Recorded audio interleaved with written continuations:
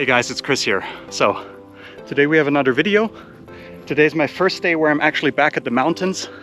I'm at my local mountain here where I always train for my ultra marathons. I haven't been here in a while because of my injury, and I've been running on relatively flat courses lately. So yeah, today's my first day trail running again on the mountain, and I thought it would be a good video to give you guys some tips on the basics of trail running and what trail running actually is. Beautiful shots. We're already on the top of the mountain. I took my time while hiking, and it's a really beautiful day today. So yeah, trail running is running on the mountains, but you actually don't run up the mountains unless you're really good, and you basically hike on the mountains, run on the downhills, run on the flats, and yeah, once you get good at it, try and do some routes or do some races as fast as possible. And yeah, so yeah, trail running is not about running through and through. Trail running is about having a good time, being in the outdoors, enjoying nature, hiking, and yeah, just enjoying being fit and having the privilege of training. So yeah, it's getting pretty flat now, so I'll try and do some running again. Yeah, so I've been running on the flat streets, on the flat surfaces lately, the last few weeks, and hiking has been pretty tiring today. So when you do trail running, it's really important that you get a lot of hiking in. Especially if you want to do races that are on the mountains, hiking is so important. Once you get good at hiking, you know, you can run up some sections and take power hikes again and see how you progress. You know, depending on your fitness level. I always recommend going slow on the uphills and light, stay loose when you run the downhills, and yeah, see how you do. Yeah, it's not all about running all out and trying to run up a mountain as fast as you can and running down again. It's like when you go hiking, you know, basically when you hike, you walk up a mountain, enjoy your time, enjoy the views, enjoy nature. And for me, that's trail running as well. So that's how I got into trail running. I was doing a lot of hiking, a lot of mountains, and I was trying to do this for fun. I tried to do some really quick run the downhills and so, and then trail running just came naturally. The nice thing with trail running is the environment changes, you know, depending where you are in the world. Once you gain altitude, you know, the trails become different. I'm kind of an intermediate trail runner, so if the uphills are not too steep, I try and run up slowly as best I can, not too fast. You don't want to gas out. How to trail run? You know, just get out there. What's really important in trail running is to get some good shoes. Invest in some good shoes. Right now I'm wearing the Hoka Speedgoat 5. They've been really good. I love training in them. They're very well cushioned, and the grip is really good for the mountains. So not that great on very technical terrain, but I usually tend to wear hiking boots when I go up on high altitude. So yeah, invest in good trail running shoes. I also recommend getting a vest, which is really good. You can go up with a light backpack as well if you don't mind running with it. You know, you're not going to run too fast. So Salomon has some pretty good vests.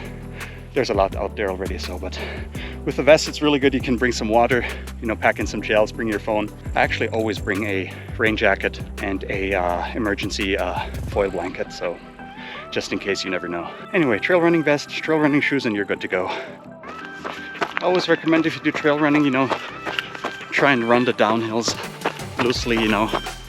You gotta watch your knees, but I really like running downhill, so it's pretty good. And you gain a lot of time when you run downhills, which is pretty good for your times. Okay guys, so already running down a few sections. When you do trail running, you know, it's important not to do too much on one day. You still want to be fit enough to come back the next day or train the next 2 days, and just take your time.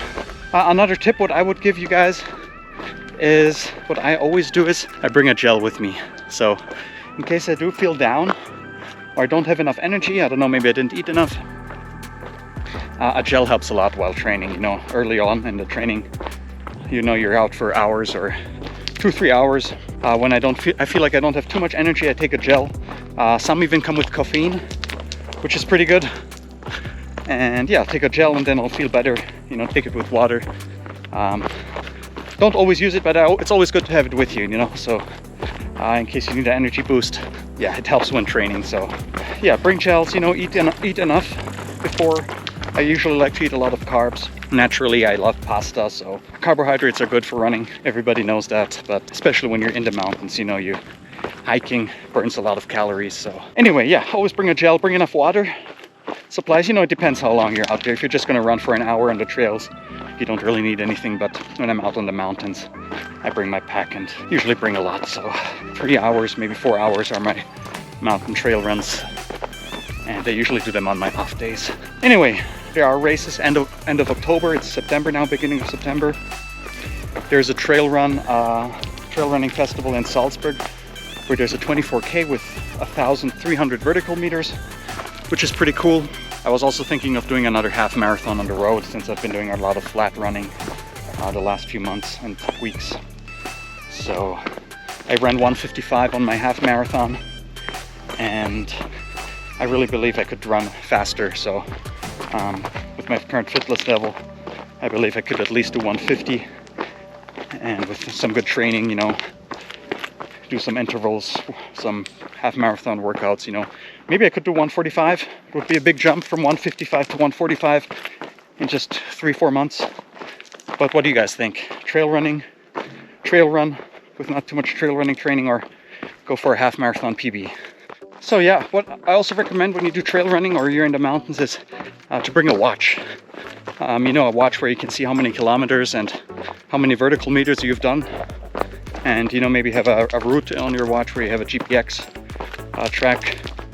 I rarely do it because I know my mountain in and out. But that helps too, Especially, the thing is, when you trail run, don't be too focused on your time. Right now my kilometer pace is at 15 minutes. So I'm running 15 minutes the kilometer. So when you're out on the trails, don't focus on time. Just focus on the hours you spend on your feet, and not how fast you're running. When you eventually want to run trail runs or ultra marathons, good training is about the time spent on your feet. So yeah, today I'm not worried about my pace. I'm not running all the way, walking up hills, walking down hills a little bit. So just trying to get my body used to the mountain again. Anyway, it's just about having a good time, enjoying yourself, and not getting hurt.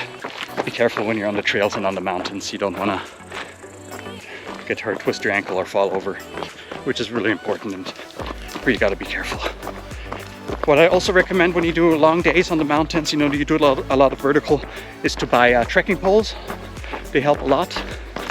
I don't have any today because I knew I'm not going to do too many kilometers in vertical today. So, but trekking poles help a lot for the uphills.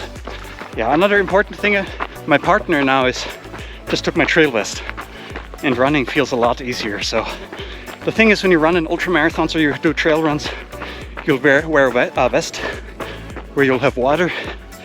Your pack might weigh up to 2 kilos or 4 pounds, and then everything will feel a lot heavier. So definitely when you train out on the trails, wear a vest, and you'll get used to it, so it won't feel too heavy on race day. It's another tip.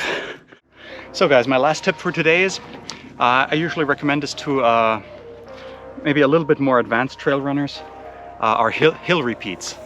I like to do them at the end of the workout when I feel like I can still do more, and I want to get my workout in. Hill repeats are really good for the uphills, because I'll run uphill maybe 150 meters and then run back down again, and they just make me feel better when I'm in a race and I'm trying to power hike. I'm obviously not going to run as fast as I do in the hill repeats, but they're just going to make the slower paces feel a lot better. So yeah, hill repeats, even regular runners do hill repeats. It just gives you a lot more strength on the legs, and it's an overall good workout. So I don't like doing them too much since they're so tiring, but gotta get them in sometime. So yeah, let's do a few hill repeats.